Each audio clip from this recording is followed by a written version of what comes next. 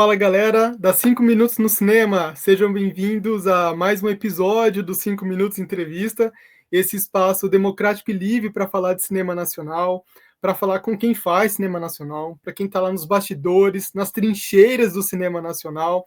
Já passou por aqui diretores, produtores, atores, atrizes, preparadores de elenco, historiadores, e agora vamos falar com quem produz a cultura nesse país, pessoas que estão trabalhando ali nas trincheiras. Vai ser um prazer enorme poder ouvir as histórias, e aqui sabe que a gente está atrás de muitas histórias, tivemos histórias maravilhosas até agora. Então, Zina Covesi, olha, psicanalista, produtora cultural, do audiovisual, teatro também. Eu queria que você contasse muitas histórias aqui. O canal é seu agora, o espaço é todo seu, vai ser um prazer enorme poder falar aqui. Vai ser um prazer enorme ter você nos projetos futuros que a gente vai ter, com certeza a gente vai trabalhar junto, vai ser super divertido. Zina, que prazer saber da sua história, que prazer ver os seus vídeos no YouTube, estou adorando, assim, estou curtindo muito, e prazerzaço ter você aqui na página, seja bem-vinda, e olha, o que você quiser falar, você pode falar, que o espaço é seu. Bom, primeiramente, muito obrigada pelo convite, né? Me sinto super lisonjeada. Carlinha é uma querida, a gente não se conhece presencial, né? Mas a gente tem um apreço há muitos anos, né? Então, agradeço demais a Carlinha, agradeço demais você que me recebe aqui. E é isso, né? Eu acho que cada um tem uma visão de mundo tão diferente, e o Brasil sendo uma cultura, uma coxa de retalho cultural, faz com que a gente também tenha esse olhar múltiplo para as coisas, né? Uhum. E o legal é que você tem um espaço da gente poder levantar bandeiras, para a gente poder discutir desafios, mundo diferente, né? Uhum. Atualidade e tal, que é muito a minha cara isso, né? Então, estou super feliz. Eu estou psicanalista, porque depois da pandemia eu não consegui voltar à minha profissão original. 40 Uhum. anos de agente de viagem, consultoria. Uhum. Sou especializada em Turquia e povos muçulmanos, falo turco, e foi por causa disso que eu conheci a Carlinha. Fiquei sabendo. Eu não fiz essa pergunta aqui, deixei essa pergunta em off, mas eu quero saber que história é essa de novelas turcas aí? Essa eu vou querer saber. Você, acho que eu pesquisei bastante. Pois é. Olha, é, Ai, ai, é muito ai. legal isso, é muito legal isso, porque assim, primeiro foi uma febre e tal, aquela coisa toda da mulherada assistindo. Eu nunca tinha assistido, ouvia muito o pessoal falar, eu falei, ai, cara, eu vou ter que assistir Uhum. novela, né? Eu não tenho muito saco para novela, né? Uhum. E vou eu lá e me embrenho, e no final das contas acabei caindo num grupo de WhatsApp, Carlinha, né? O Uhum. Universo Turco, que é o nosso grupo. E comecei a gostar. Inclusive, no meu YouTube, tem uma interpretação que eu faço, ela é longa, 1h40, de uma série que está passando, que ainda tem na Netflix, que chama O Segredo do Templo. São 3 temporadas, com cada temporada com 8 episódios. Eu acabei de assistir, Uhum. sentei no computador e fiz toda uma releitura dela para o olhar brasileiro. Uhum. Por que isso? A magia do cinema, né, do audiovisual, do cinema, da lente, Uhum. né, com a questão cultural, foi aonde me pegou. Porque o turco tem uma forma diferente de contar a sua própria história, mas através de olhares, cores, Cores. Uhum. símbolos, Uhum. objetos, e não é sempre a fala como a gente faz, né? Uhum. A gente tem muita questão da expressão corporal, de falar, de, né, caras e bocas, tal, mas o turco ele não tem essa pegada. E a gente se apaixona pelas entrelinhas.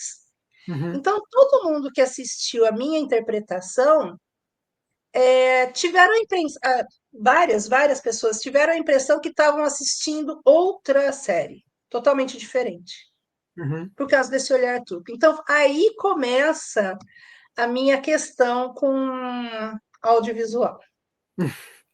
Agora, aproveito já para falar, assim, você fez uma breve introdução, vou pegar esse gancho, assim, como iniciou essa sua trajetória realmente? Como você falou, opa, peraí, agora eu tô com um pezinho em outro lugar agora, vou descobrir isso. Todo mundo é picado pelo bicho ali do Ah, audiovisual, né? Em algum momento, queria que você contasse, assim, qual foi ali o momento, aquela virada, você falou, nossa, peraí, que eu acho que consigo fazer isso, eu acho que dá certo, eu tenho prazer, na verdade, em fazer isso, porque se você não tiver alegria no audiovisual, né? não, Nossa, não não, vai. né? Mesmo que se você contar uma história extremamente triste, você tem que ter o tesão de estar lá fazendo, né? Uhum, Na realidade, eu sou muito do documentário. uhum, Eu tenho paixão pelo documentário, eu tenho paixão pela fotografia do documentário, pelas uhum, sutilezas do documentário. E isso começou a me chamar a atenção há muitos anos, né? Então, por exemplo, fui muito assistia muito a questão de arqueologia, até mesmo por causa da cor da película, né? Porque é sim. sempre pro lado marrom, terracota, aquela coisa toda, né? Uhum, E aí essa coisa foi crescendo. Eu morei 18 anos em São Bernardo. E ali eu sofri por 13 anos violência psicológica de um relacionamento. Quando eu voltei para a Americana, que foi em 2018, eu voltei de uma forma que eu tinha que ressignificar aquilo que eu tinha passado, porque uhum, primeiro que eu achava assim, porra, você é tão, entre aspas, né, esperta e você não viu isso e ficou todo esse tempo ali, como assim, né? E aí eu percebi que a violência psicológica era talvez, uma das mais difíceis de você curar, porque ela não tem marca, sim. né? E aí você Uhum, vai percebendo no meio do caminho que, poxa, eu ainda tenho esse gatilho, eu ainda tenho aquele outro. E nessa pegada, quando eu voltei para a Americana, eu idealizei um coletivo de mulheres chamado Coletivo Bazar por Elas, que a proposta era a mulher pós-violência, a gente trazer ela para a gente, porque ela sai sem dinheiro, sem RG, sem saber o que ela faz, sem saber de nada, ela sai uhum, perdida. E com a possibilidade de voltar para o ex, porque ali ela sabe que ela tem um teto, comida e dá comida para filhos, então ela sabe o quanto ela tem que aguentar, né? sim. E aí a proposta era essa: pós-violência, tá, vamos fazer alguma coisa, vamos fazer bazar, cada um faz o que sabe, aí eu só sei costurar, eu só sei fazer barra, você vai ser a melhor fazedora de barra do mundo. Uhum, E veio a pandemia. Falei, caramba, como é que eu vou pôr esse bazar no chão? Como é que eu vou fazer? Nós fizemos três áudios, vou chamar de curta, mas foram 3 áudios visuais, uhum, três três tomadas diferentes, chamando de papo de calcinha. Uma entrevista, uma entrevista com 3 mulheres que são da música, qual era a dificuldade de se estar na música, sendo uhum, mulher, sim. e uma outra de o que era a economia criativa, porque para muitos homens a gente escuta assim, isso é mimimi, vai lá fazer seu crochê que está tudo bem. E Sim. aí E aí foi a pegada, aí foi a virada de chave, porque a hora que a gente fez essa produção, foi uma coisa tão doida. Nós tivemos uma vinheta feita por um cartunista, ele deu de presente essa vinheta para a gente por causa da proposta.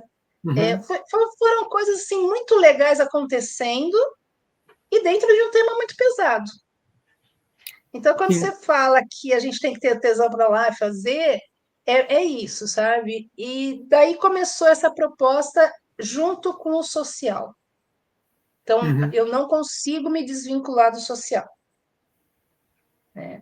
Então, a proposta começa aí. Depois, se você quiser, eu posso mandar um link para você e você vê os vídeos aí que estão lá no Vou YouTube. adorar. Eu amo documentário, eu amo as propostas, porque é uma coragem de buscar a informação, é uma coragem de de ter a ideia e de levar a ideia em campo, buscar as informações. A pesquisa é o que mais me encanta, né? Recentemente eu entrevistei o André Weller, que fez um documentário de ficção sobre a Ari Barroso, e o jeito que ele começou a pesquisa é uma coisa tão inacreditável que eu sempre vejo quem faz documentário, eu acho um mega coragem, uma pessoa que tem uma garra muito grande de querer contar uma história muitas vezes marginalizada, esquecida, não ouvida, Sempre, sempre, outras sempre. histórias bem pop, assim, personalidades, resgatar informação, história, né?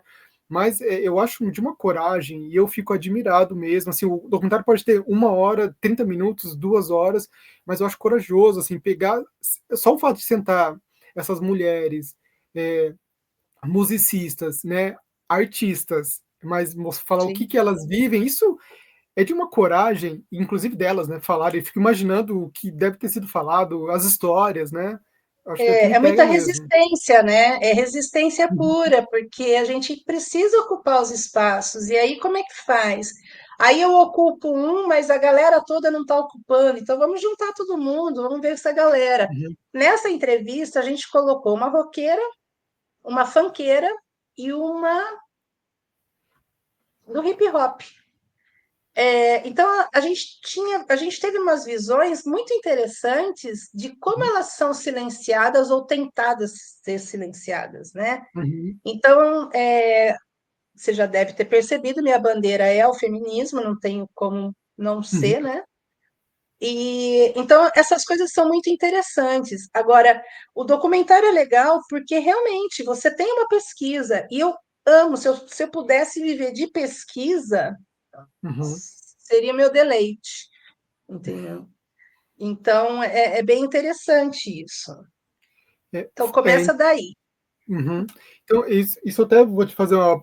Eu já vou juntar a próxima pergunta, porque assim, então você se viu fazendo esse tipo de trabalho, porque em seus vídeos, em seus textos, assim, é extremamente voltado para as pessoas que estão à margem da sociedade, que são esquecidas, que são negligenciadas. Então, você vê isso como não digo uma obrigação, mas uma obrigação enquanto é uma produtora e fala, não, eu quero levar essas histórias para as pessoas, se você sente assim, não, as pessoas precisam ver. Eu me sinto, sei lá, não sei nem que a palavra usar, assim, eu acho que Não, sinto eu uma acho que não, não é, responsabilidade, talvez. não, não é uma obrigação, também não é uma necessidade. Eu acho que é um projeto de vida mesmo, sabe? É outra pegada. Eu não venho de família pobre, né? Eu Uhum, venho de família estável, vamos dizer assim, né? Da uhum, sociedade aqui da região. E aí eu sou essa que sai para o social, para a periferia, para, né? E aí eu sou marginalizada dentro da família, mas eu sou privilegiada. Então, essa marginalidade que eu sofro, ela é entre aspas, né? uhum, Na realidade, o meu avô, que só fez quarta série primária, até o primário, né? Ele foi o primeiro a colocar uma escola de samba de negros em Americana, numa cidade extremamente conservadora.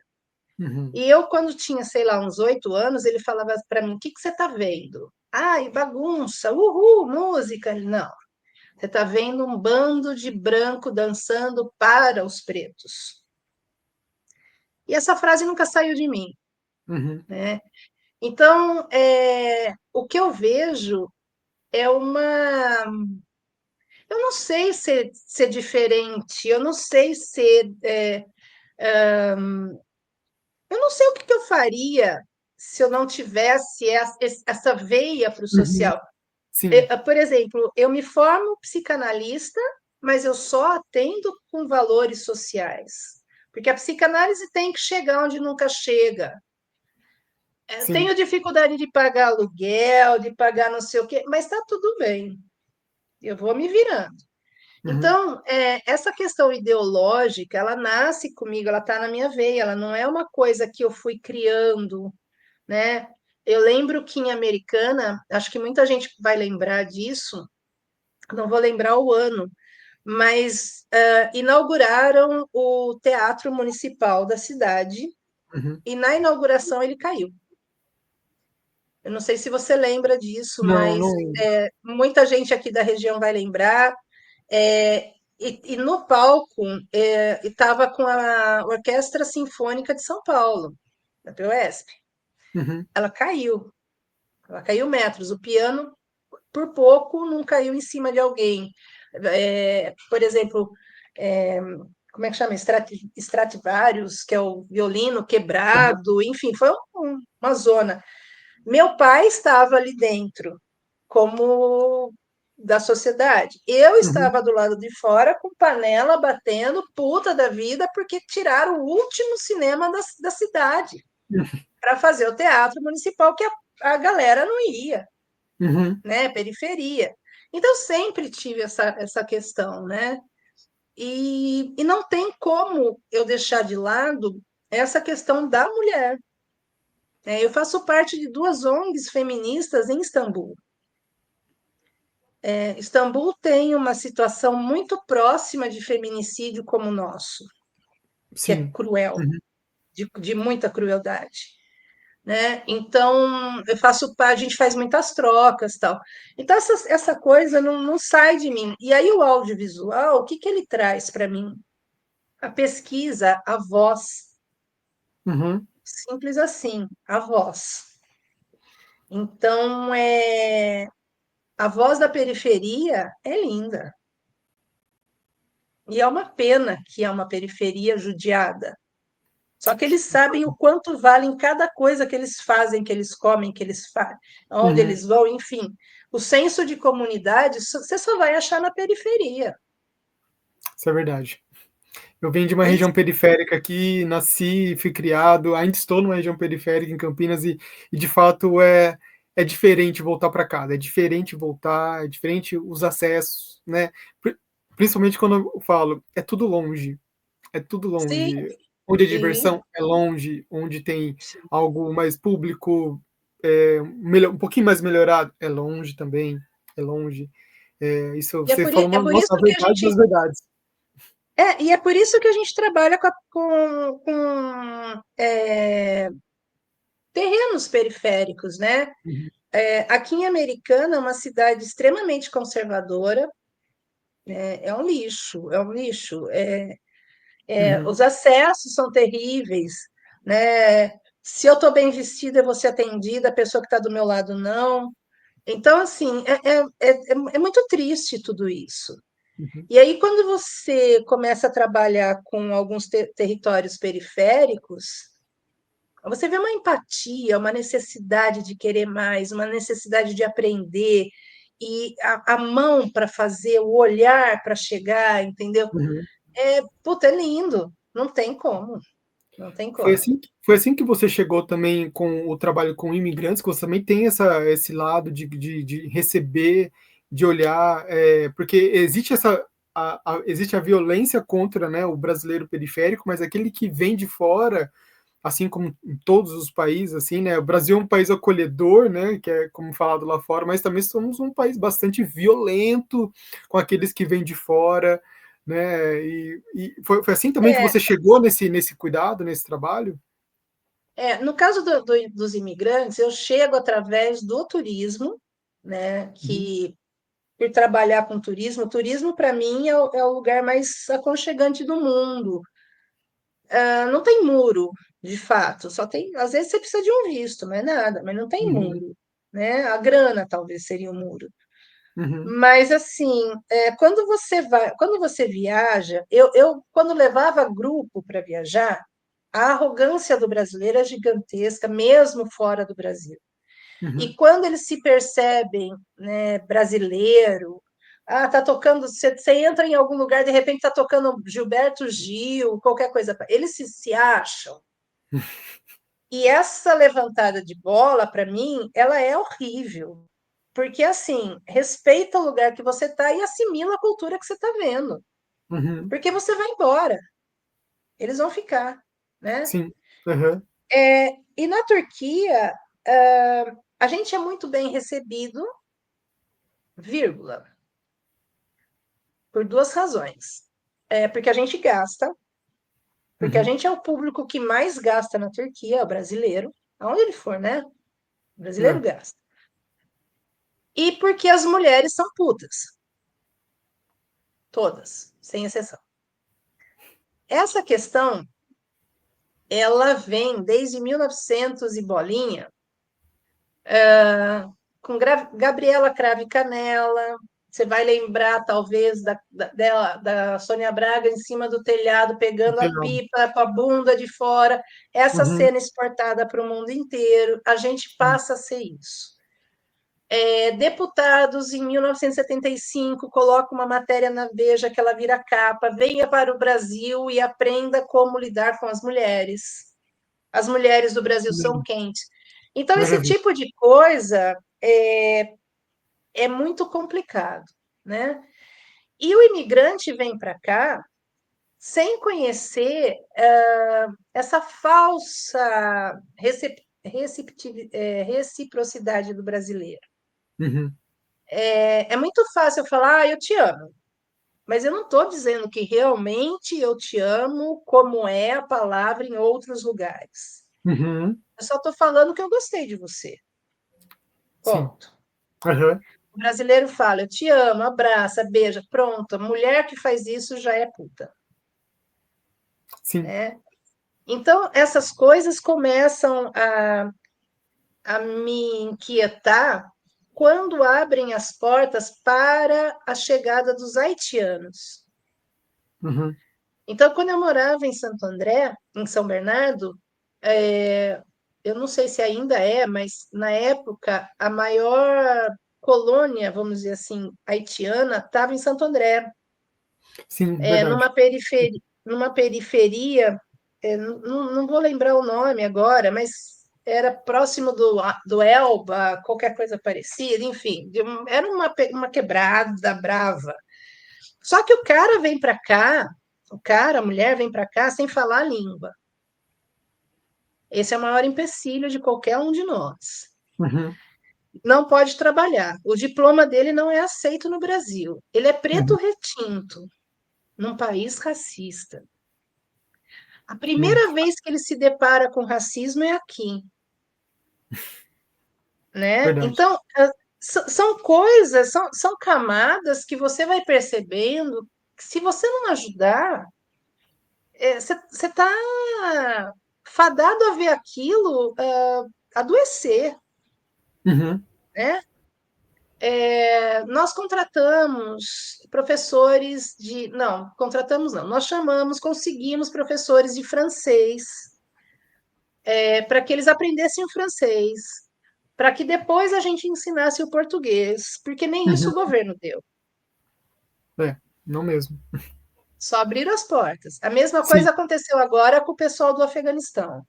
Uhum. Mesma coisa, né? Então, assim, hoje a gente conseguiu empregá-los em lugares que eles não precisavam falar. Por exemplo, empacotador, Uhum. trabalhar com jardinagem, com coisas que eles não precisariam estar falando muito.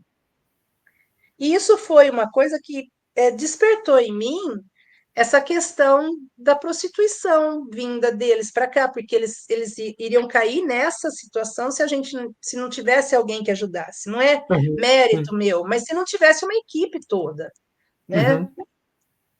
Como acontece com a gente quando vai para fora.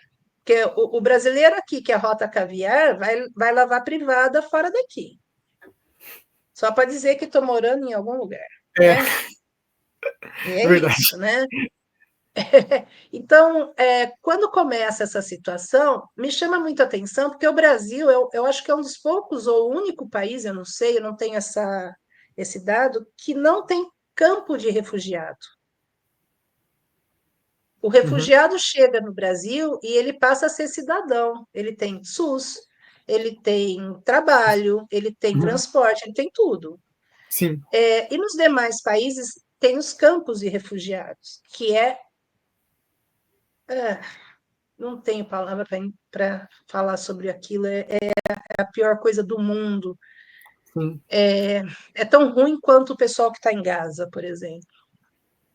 Sim, Então, com é certeza. extremamente marginalizado. Então, isso começa a me chamar a atenção e eu comecei a trabalhar com a chegada, com a investigação que eu fui obrigada a parar. que o venezuelano vindo para cá depois da recessão que eles tiveram lá, eles foram trazidos através de contrato onde eles teriam casa e comida para poder trabalhar.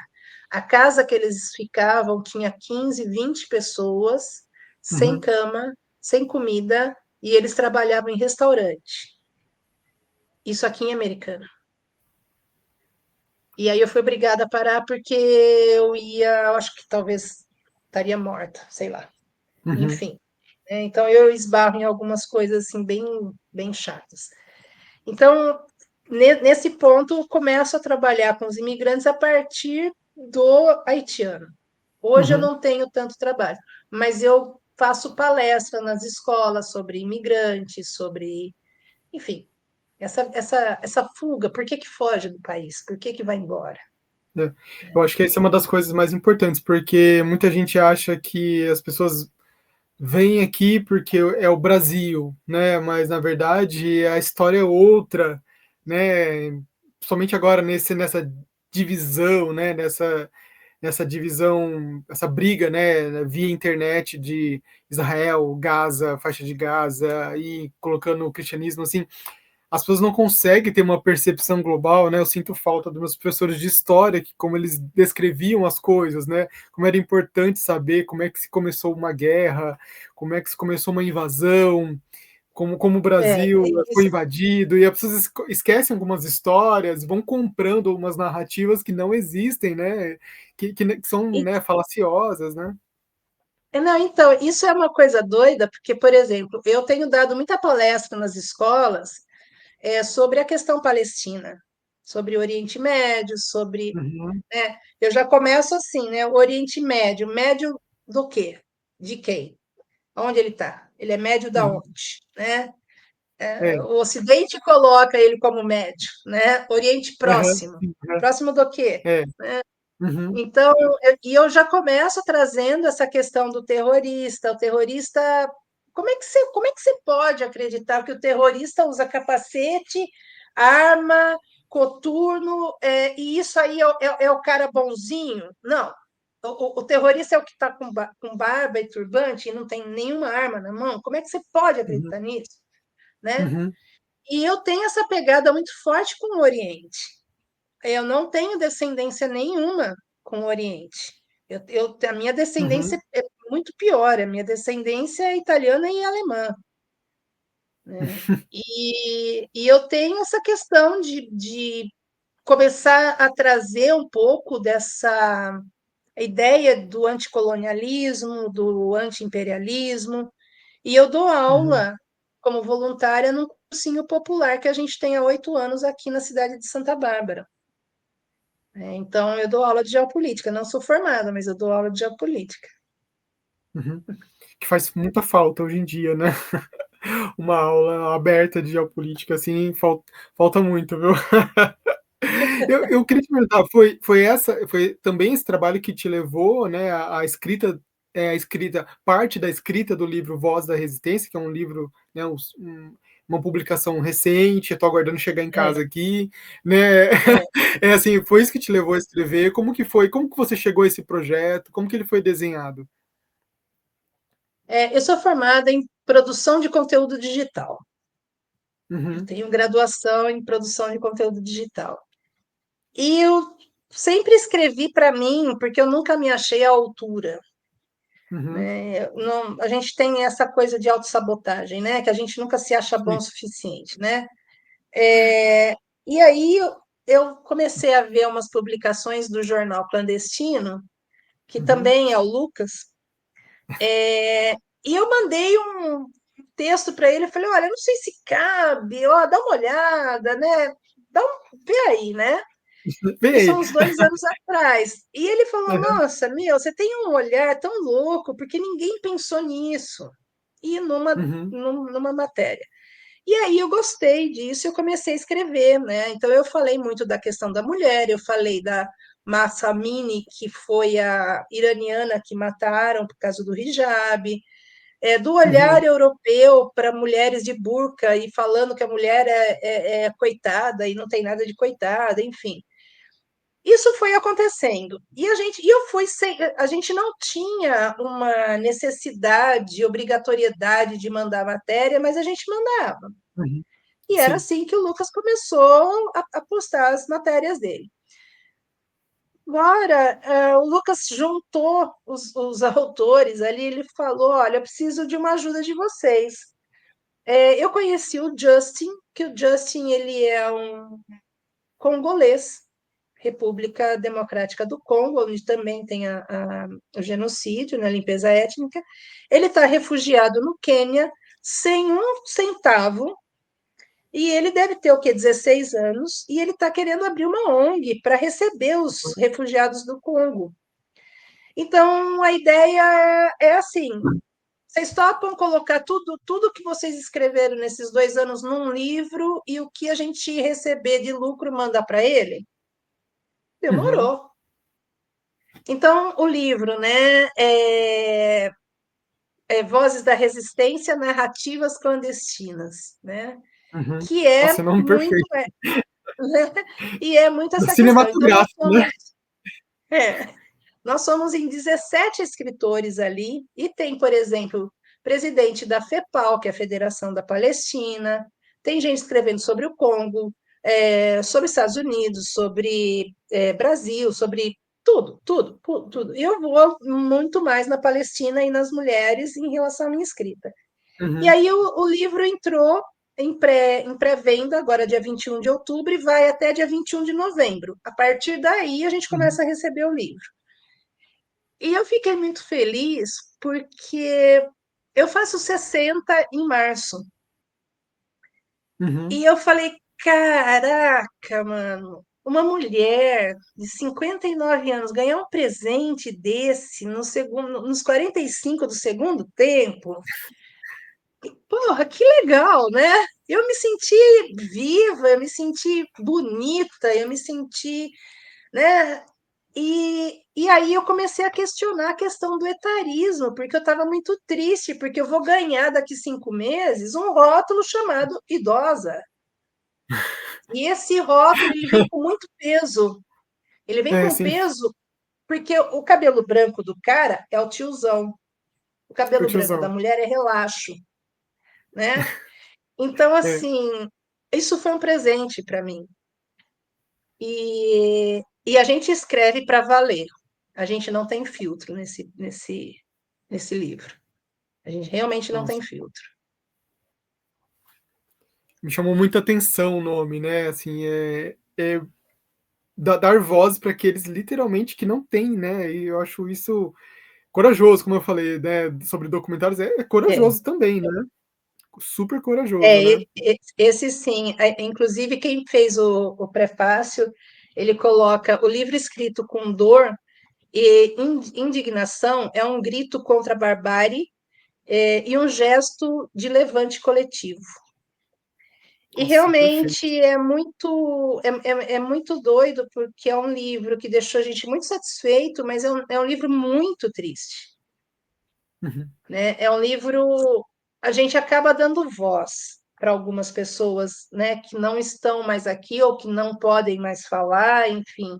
Uhum. E essa é a ideia. Por outro lado, se a gente lembrar que a ditadura não começou de um dia para a noite, eu tenho medo, Tem razão. né?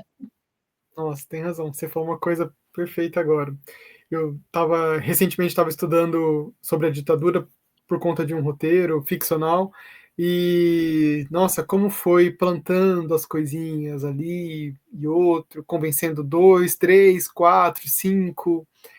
É algo que quando agora, depois de anos, né, a gente lê, parece que, nossa, isso aqui é uma história, alguém que está inventando isso, né? Mas é incrível a habilidade de certas pessoas para o convencimento.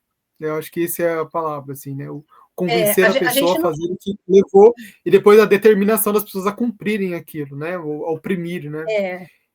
A gente não pode colocar a extrema-direita, não sei se eu posso falar isso aqui, depois, se não Pode, puder, você com corta. certeza. Não vou cortar nada, não, É, pode falar. A gente não pode subestimar a extrema-direita, né? Porque a extrema-direita, ela trabalha com o poder de um público que não tem senso crítico, e não Hum, é culpa deles. Na escola, a uhum, gente não aprendeu a ter senso crítico, a gente tinha que sim, fazer uma prova de história exatamente como o professor pensa, uhum, porque senão a gente tirava nota baixa, sempre foi assim. sim, uhum, Então, desenvolver o senso crítico nessa população e ainda mais relacionar essa população à religião doutrinadora é muito uhum, complicado, né? Eu estudo religião há 25 anos, então eu vejo movimentos que de fé não tem nada, eles usurpam a fé das pessoas, sim, né? A favor do dinheiro deles, ponto final. E eu já vi muito uhum, casos dentro de igreja que eu fui pesquisar muita coisa. Eu fiquei, acho que 3 meses. Foi assim, indigesto, mas eu fiquei 3 meses indo toda semana numa igreja X para ver como que era, tal. uhum. Até o dia que o cara falou uma grande merda no púlpito, e aí eu briguei com ele na frente de todo mundo. Aí eu não fui mais. Mas era um espaço de tentar entender o que as pessoas estavam fazendo ali, Uhum. né? Porque eu não entendia isso, né? Então, a gente não pode subestimar a extrema-direita. Não E pode. eles são organizados, a gente não é. É, como alguém que viveu dentro de uma igreja até perto dos seus 18 anos, posso falar que você está extremamente certa na sua colocação, porque não há nada mais fácil de enganar do que um povo que acredita cegamente, né, em algumas coisas e, e é muito fácil de ser levado, né? E que de fato faz aquilo que se ouve, não faz aquilo que se estuda, que se lê, que se pesquisa. Eu posso falar assim abertamente que é um povo preconceituoso, é Ah, sim, você cria um isso. Você povo cria isso. é um povo adoecido, né? Sim. Infelizmente a fé é um instrumento muito barato de ser comprado, muito barato, e quem tem fé, quem tem fé, quem acredita em coisas literalmente boas, né? Boas assim, que a vida seja boa, que a vida seja um ambiente bom, assim, tem uma fé inabalável, né? E não entra nessa, mas porque a fé não está atrelada a uma pessoa XYZ, Santíssima Trindade, coisa dessa natureza, né? Mas, poxa, Eu sou é um papo para outra entrevista, porque assim, eu falo que Eu não sou tem. muito crítica, né? As minhas amigas falam que esse 1,5 m aqui parece um pincher, treme e morde. E eu lembro uma vez um pastor querendo, porque queria me convencer, me converter, e aqui começou a juntar gente. Eu falei, ai meu Deus, que saco, Vai né? tirar seus demônios, Ina. Né? Aí eu falei para ele, me responde uma pergunta, só uma. Se Jesus é o único filho de Deus, eu sou filha de quem? Acabou. É, Ele tentou, mas aí acabou.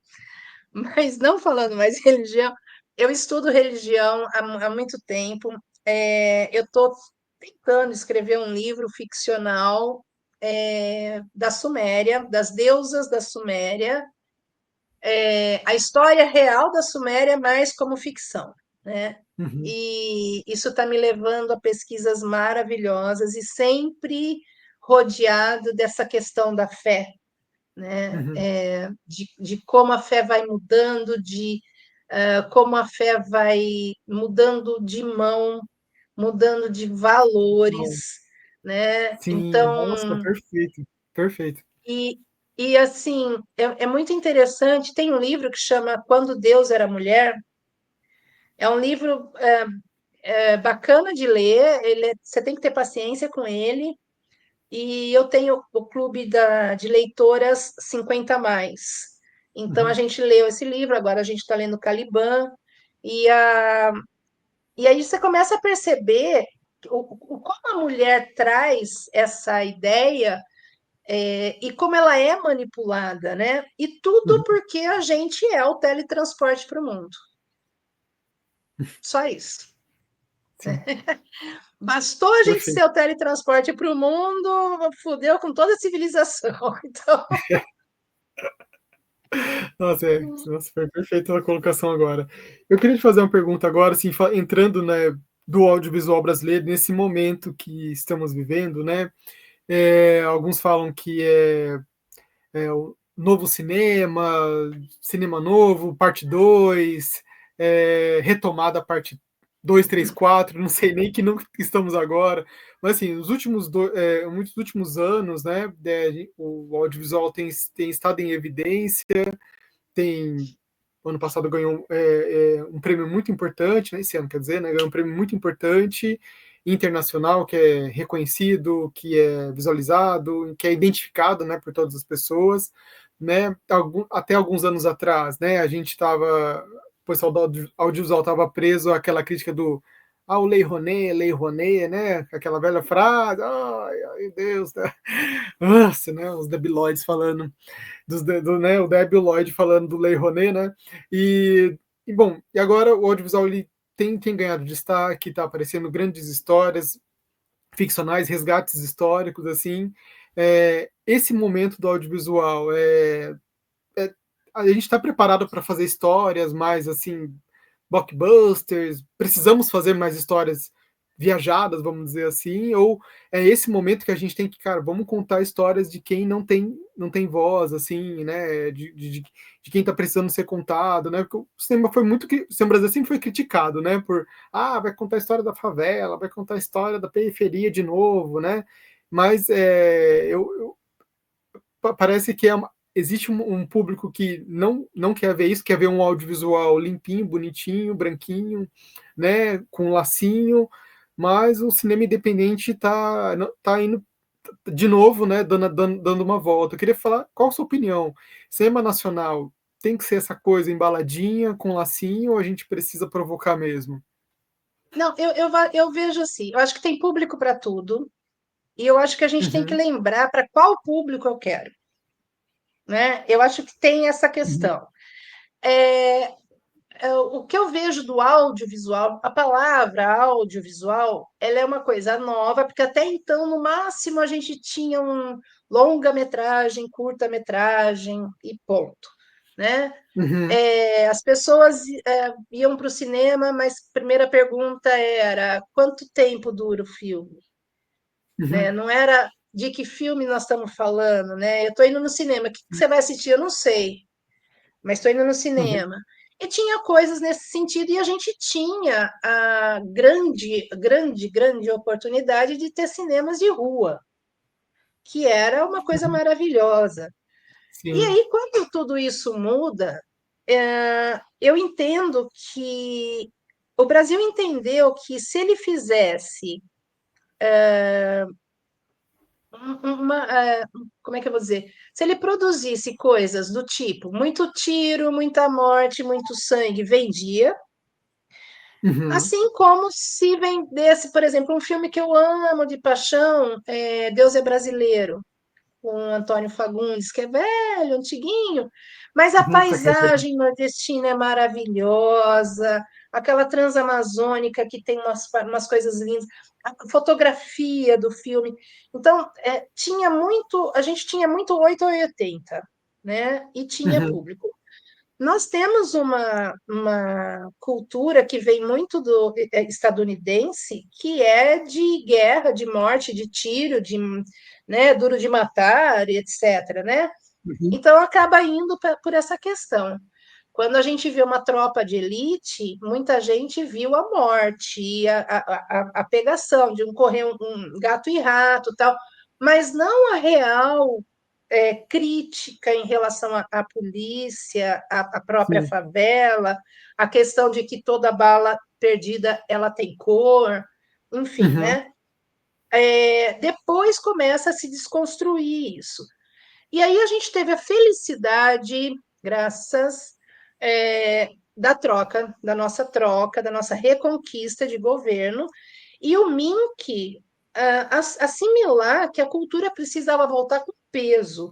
E aí a gente recebe um Paulo Gustavo, Uhum. né? O edital do Paulo Gustavo, que era 70% voltado ao audiovisual. Uhum. Todo mundo tem um celular. O Uhum. celular, todo mundo tem uma câmera. Todo mundo faz um filme. Ruim ou bom, não interessa, todo mundo faz um filme. Com o audiovisual, começam as instruções das coisas. Uhum. Né? O que é um roteiro? Tem roteiro? É diferente de escrever uma redação? Nossa, para que isso? O que é uma tomada de cena? O que é plano? E começa a aparecer conceitos que a gente não estava familiarizado e começa a ser Uhum. multiplicador. Sim. Né? Uhum. Então, eu vejo que a partir do governo Lula, não tenho o que falar, a gente tem um ganho muito grande, porque a gente perdeu demais na cultura anterior, né, Uhum. no federal anterior, e a gente tem que vir com tudo. Então, Aldir Blanc, Paulo Gustavo e outras demais, PROAC, etc.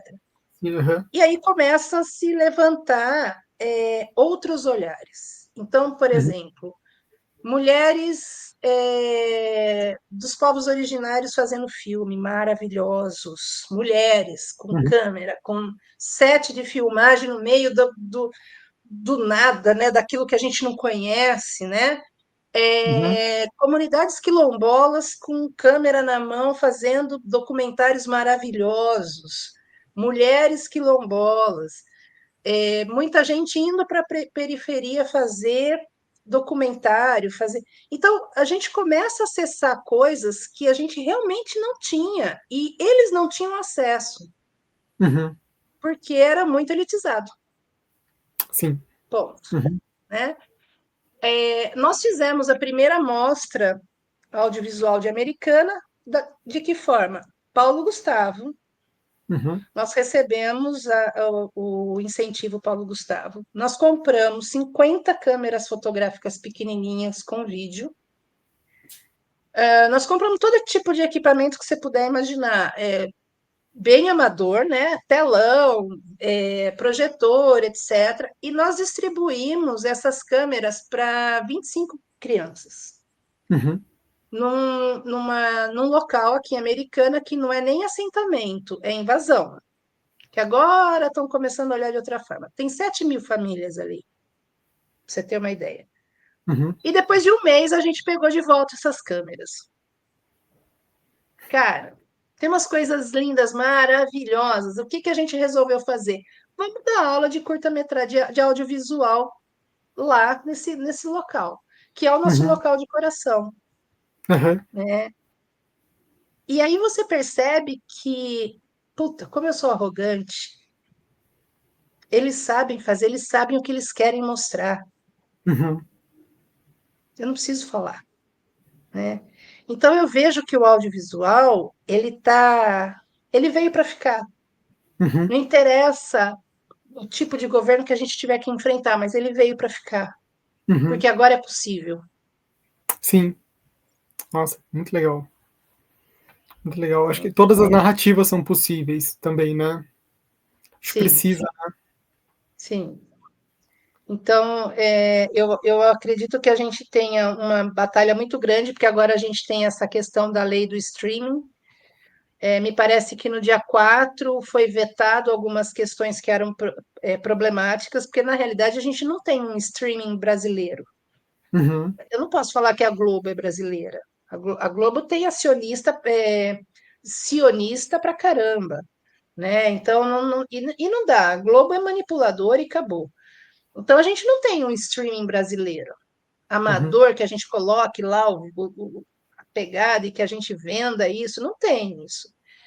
E eu entendi que agora a Margarete, ela tirou, a ministra, né? Ela tirou algumas questões que estavam nessa lei e ela termina a fala dela falando que o streaming, o audiovisual, o cinema e toda essa força que a gente tem que ter dentro do streaming, ele tem que ter a soberania brasileira.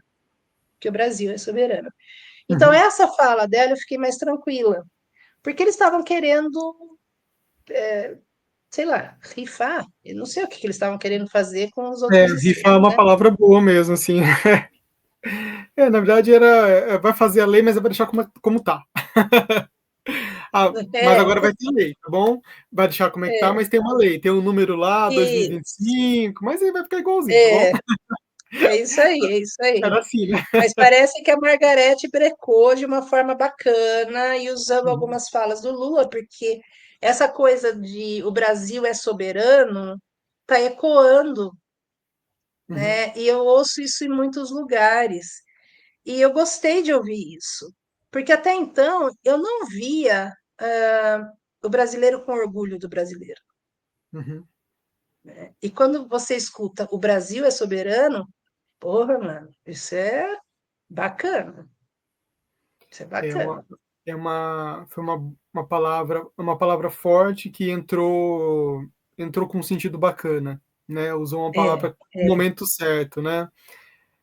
é. Porque de fato precisamos ser, né? Se a gente não for, quem vai E ser isso pela gente? acontece, Quem vai ser pela isso gente? acontece quando isso acontece quando o Trump tenta taxa o Brasil e o Lula peita, né? Não, o Brasil é soberano, ninguém manda aqui não, ponto final. Eu acho que foi a primeira vez que a gente se deparou com uma coisa que é assim, aquele sentimento vira-lata que a gente tem que o do outro é melhor, aí deu uma mexida, porque se o Brasil é soberano, eu sou brasileira, então pera um pouquinho, ninguém manda aqui, É, né? Eu faço. ficou uma coisa assim, nossa, sério? Nós somos soberanos? A pessoa não conseguia nem se reconhecer, né? É, Nossa, jura? Poxa, eu não sabia. o que que é Podemos isso? O ser? que que é isso? Deixa eu pegar o dicionário. Podemos ser isso mesmo? Nossa, poxa É, vida, que legal. Nossa, Zina, eu gostei muito dessa sua fala sobre o sistema nacional, que ele é nosso, veio para ficar e a gente pode realmente fazer isso, né? E uma câmera na mão é possível sim, mesmo. E sim. não, poxa, eu não lembro quem falou isso, uma câmera na mão é possível fazer qualquer coisa, e as pessoas falavam, Sim. criticavam que não. Tinha essa frase, mas é pura verdade, você pode fazer muito bem feito, pode fazer mais ou menos, ou ruim, mas você quis contar uma história. Eu acho que isso é o mais Sim, importante. eu acho que é Nenhuma essa a história foi questão. contada, né? Uhum, Eu acho que é essa a questão. Eu, por exemplo, eu sou muito boa no bastidor. Sou uhum, péssima com a câmera na mão. Péssima, péssima, uhum, péssima. Não faz isso. Eu sou boa, por exemplo, na música, de colocar toda a parte musical, etc. Ok, temas, etc. Mas não me dá uma câmera na mão, que eu sou muito ruim. Então, assim, mas isso a gente só vai perceber a hora que começa a fazer, e aí a gente tem uma sensação de pertencimento.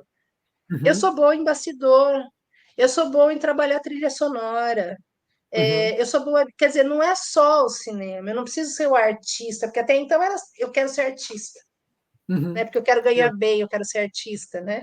E não é só uhum. isso, né?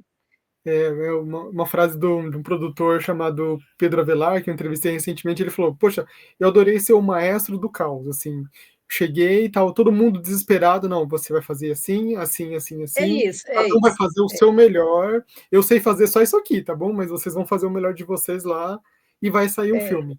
Esse que é é o isso. máximo, né? Eu adoro isso. Eu adoro isso. Legal.